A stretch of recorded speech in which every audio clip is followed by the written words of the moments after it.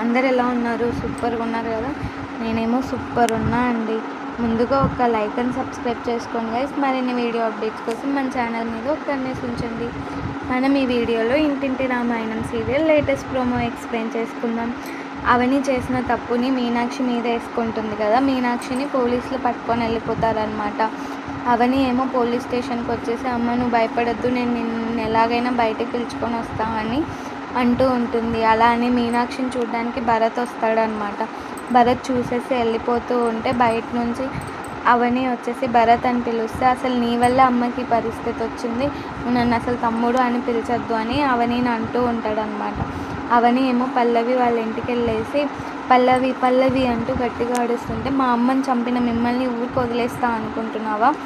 మీ అమ్మకి ఎట్లయినా శిక్ష పడుతుంది, ఉరి శిక్ష పడుతుంది చూడు, ఎట్లా మర్డర్ కేసు కాబట్టి బెయిల్ కూడా దొరకదు అంటూ ఉంటుందన్నమాట. Bye bye guys.